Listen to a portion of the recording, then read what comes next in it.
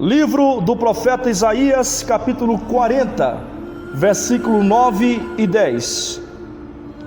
Isaías, capítulo 40, versículo 9 e 10. Cumprimento a todos na preciosa paz do Senhor. É uma alegria imensa estar com você nesta oportunidade. Leiamos então a palavra de Deus. Tu, ó Sião, que anuncias boas novas, sobe a um monte alto, tu, que anuncias boas novas a Jerusalém. Ergue a tua voz fortemente, levanta, não temas, e dize às cidades de Judá: eis aí está o vosso Deus. Eis que o Senhor Deus virá com poder, e o seu braço dominará. Eis que o seu galardão está com ele, e diante dele a sua recompensa. A mensagem que vem com o tema nesta oportunidade é: ide, a missão máxima da igreja. Escolhi falar sobre missões, porque está acontecendo um grande despertar nesses últimos dias. Quando nós falamos de missões, causa-nos um calafrio, pesa-nos uma responsabilidade, porque é o nosso ofício, é a nossa responsabilidade. E portanto, a igreja que faz qualquer culto de missões se predispõe a cumprir o ide coativo e imperativo de Jesus. Quando uma igreja que não faz missões, mas faz culto de missões, faz congresso de missões, missões está vivo dentro dela, mas tem faltado coragem para cumprir essa responsabilidade primordial. Na verdade, missões no termo grego significa enviar, e nos 4 evangelhos, Jesus, ele nos delega esta responsabilidade de evangelizar o mundo. Em Mateus capítulo 9, Jesus ele diz que a seara é grande e os ceifeiros são poucos. Quando nós também olhamos para Mateus capítulo 28, Jesus ele traz alguns fundamentos da obra missionária, quando ele diz: é-me dado todo o poder nos céus e na terra, ide, portanto fazei discípulos em todas as nações, batizando em nome do Pai, e do Filho e do Espírito Santo, ensinando a guardar todas as coisas que eu tenho mandado. Eis que eu estou convosco todos os dias, até a consumação dos séculos. Prezados ouvintes da palavra de Deus, dentro da perspectiva bíblica, missões constitui na obrigação da igreja. Infelizmente, uma igreja que não faz missões não pode ser chamada de igreja. E em 1 Coríntios, no capítulo 9 e versículo 16, Paulo ele diz: pois sobre mim pesa-me esta obrigação, porque ai de mim se não pregar o evangelho. Aleluia! Missões é responsabilidade primordial. Missões não é responsabilidade somente dos homens que estão em cima dos altares. Missões não é responsabilidade somente dos missionários, pastores, evangelistas, bispos ou apóstolos. Não, missões é responsabilidade de todos. Quando nós observamos as páginas veterotestamentárias, vemos o interesse de Deus de fazer-se conhecido no mundo. Deus chama Abrão na terra da Mesopotâmia, em Ur dos Caldeus, e envia-o. E para onde quer que Abraão passasse, o nome do Senhor se fizesse conhecido. Quando Deus tira Israel da terra do Egito, basta ler as palavras de Raabe, quando ela disse aos espias, em Josué no capítulo 2 e versículo 10: toda a terra sabe que o vosso Deus é Deus. Onde quer que vocês tenham passado, os vossos inimigos não têm resistido diante de vós. Amados irmãos, O Êxodo era uma revelação de Deus para as nações daquela época. Onde quer que Israel passasse, Deus ia se manifestando. Ainda dentro do Antigo Testamento, nós ainda observamos quando Deus chama Jonas e o envia a Nínive. Eu já ouvi alguns pregadores criticarem a Jonas. Eu quero saber, quem na pele dele não teria feito a mesma coisa? Acontece que Nínive era a capital da Síria e era o império mundial daquela época, destruindo o reino, invadindo nações, exterminando o exército, e as tropas da Assíria já estavam marchando para Israel. E o Senhor disse a Jonas: Jonas, vai lá, salve a Nínive, pregue para Nínive para que eu os salve. Então Jonas olha dentro da ótica humana, compatriota, um homem que amava seu país. Jonas, ele entende que as chances de Deus salvar a Nínive era muito altíssima. O Senhor quer que eu vá lá, só que o Senhor salva a capital da Síria, e depois eles vêm e destroem o meu país, a nação de Israel. Eu vou fugir, e eles permanecem em pecado. Deus extermina o império assíria, Israel fica salvo, e a minha vida fica por conta da misericórdia de Deus. Esta era a lógica de Jonas.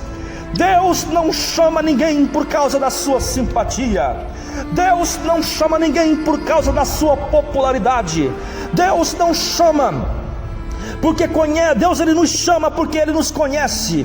Conhece o nosso coração, conhece o nosso deitar e o nosso levantar. Deus não quer saber se você foi formado nas maiores faculdades teológicas. Deus, ele não quer saber se você tem dinheiro ou deixa de ter. O que Deus quer que você faça missões, pregue a palavra de Deus, porque o Senhor tem um compromisso contigo nestes últimos dias. Falamos muito sobre missões. De fato, o que é missões na Bíblia? Missões, senhoras e senhores, não é um hobby. Missões não é para que nós venhamos passar tempo enquanto a igreja estiver aqui na terra.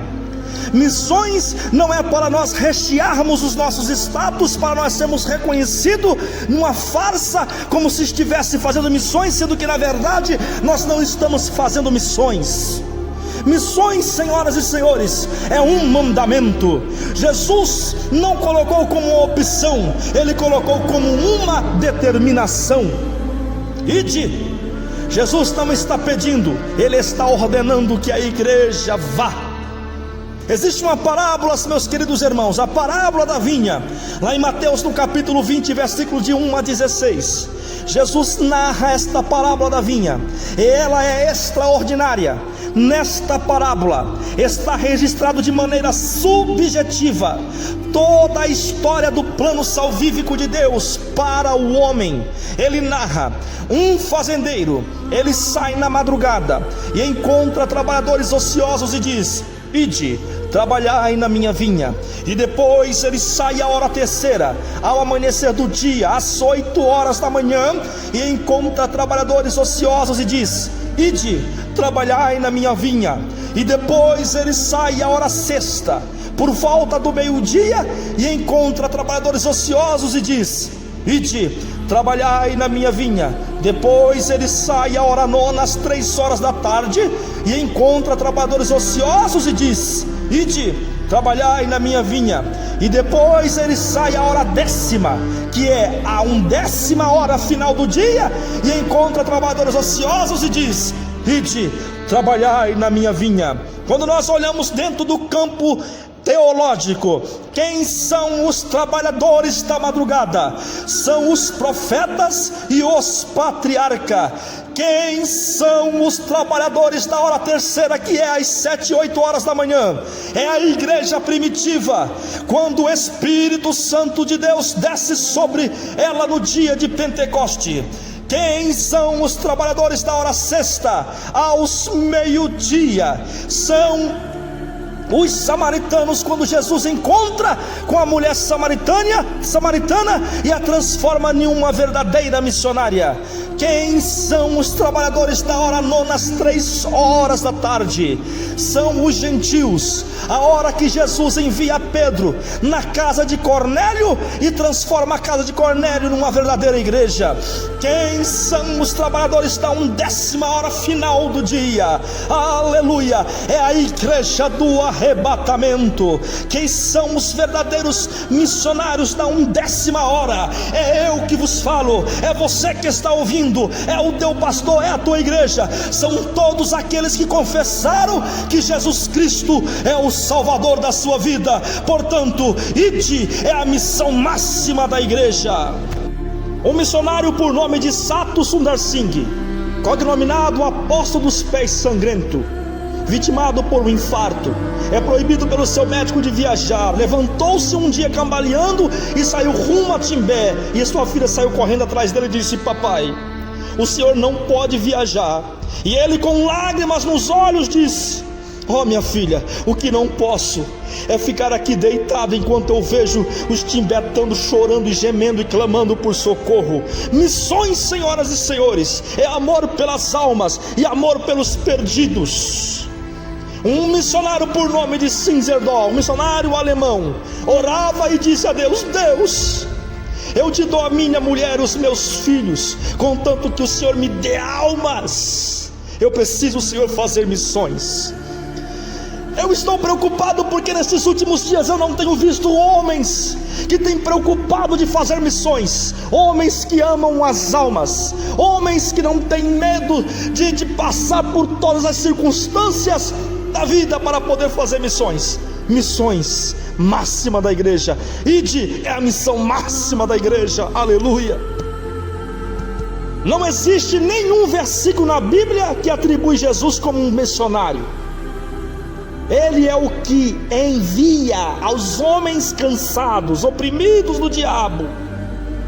Ele é o produto oferecido e não o vendedor.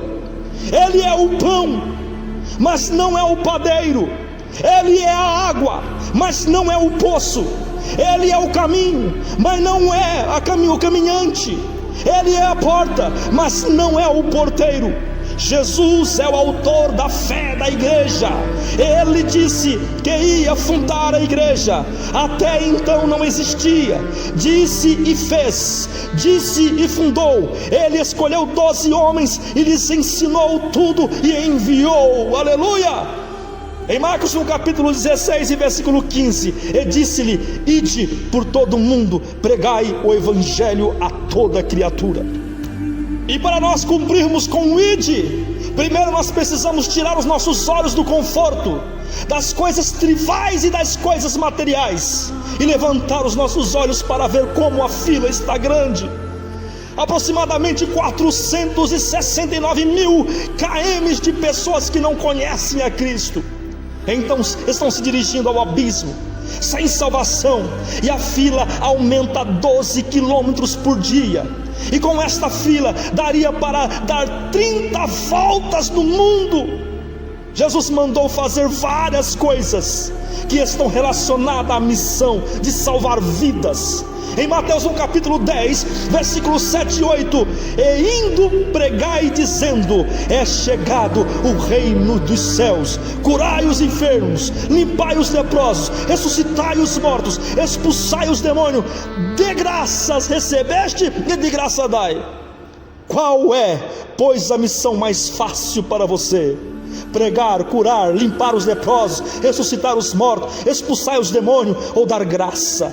Claro que é mais fácil pregar. Portanto, prega a palavra de Deus. Prega para que, em outras palavras, se uma igreja, é óbvio que ela é missionária. Se ela diz ser igreja e não faz missões, ela não passa de uma organização. Não há possibilidade de nós terceirizarmos o nosso compromisso, a evangelização. Não podemos pagar para ninguém ir ao nosso lugar. Não podemos orar para que alguém vá no nosso lugar. Claro que devemos contribuir financeiramente, lembrar dos nossos missionários que estão na Nigéria, no Janelão 10x40. Meu Deus, vamos fazer missões. Ide, a missão máxima da igreja. Em 2 Coríntios, no capítulo 5, versículo 18 a 20: ora, tudo provém de Deus, que nos reconciliou consigo mesmo por meio de Cristo, e nos deu o ministério da reconciliação, a saber que Deus estava em Cristo reconciliando consigo o mundo, não imputando aos homens as suas transgressões, e nos confiou a palavra da reconciliação, de sorte que somos embaixadores em nome de Cristo, como se Deus exortasse por nosso intermédio. Aleluia, em nome de Cristo, pois rogamos que vos reconcilieis com Deus. Todo crente foi reconciliado com Cristo, recebeu o ministério da reconciliação e a palavra da reconciliação. Logo, todo crente deve ser um missionário no lugar em que Deus os colocar. E na dinâmica do dia a dia, enquanto está indo, deve fazer discípulos de Jesus, aleluia, ensinando a guardar todas as coisas que Cristo ordenou. Todo aquele que intitula cristão deve proclamar a palavra de Deus. Ide é a sua missão, ide é a minha missão. Se você não faz missão, você não é a igreja. Bendito seja Deus, aleluia. Termina esta palavra aqui, que esta palavra ela fale fortemente, que o Senhor continue falando fortemente em teu coração. Despertemos enquanto é dia. Ide é a minha missão, é a tua missão. E eu sei que enquanto estou aqui pregando esta mensagem, Deus ele está tocando em teu coração e conduzindo você para isso. Oremos juntos agora em nome de Jesus. Pai querido, eu ordeno agora, Pai celestial, que todo mal caia por terra na vida dessas pessoas. Aonde estiver, meu Pai celestial, uma pessoa que ainda não aceitou a Ti como único e suficiente Salvador e que está ouvindo esta mensagem, fala, meu Pai amado, ao coração desta pessoa, liberta das opressão demoníaca, do diabo, em nome de Jesus. Salve estas vidas, meu Deus amado, e transforme em um verdadeiro missionário. Jesus amado, impulsione o coração desse amigo que está ouvindo esta mensagem, esse irmão que é crente e que não liga com missões, em nome de Jesus Cristo, meu Pai celestial, e ao ouvir esta mensagem, passa a virar um verdadeiro missionário nestes últimos dias, em nome de Jesus, pois somos os pregadores da 1ª hora, aleluia. Nós somos, Pai celestial, os pregadores que compõem um arrebatamento, e eu creio, Senhor meu Deus, que o Senhor vai nos levantar em nome de Jesus Cristo para todo sempre. Amém e amém.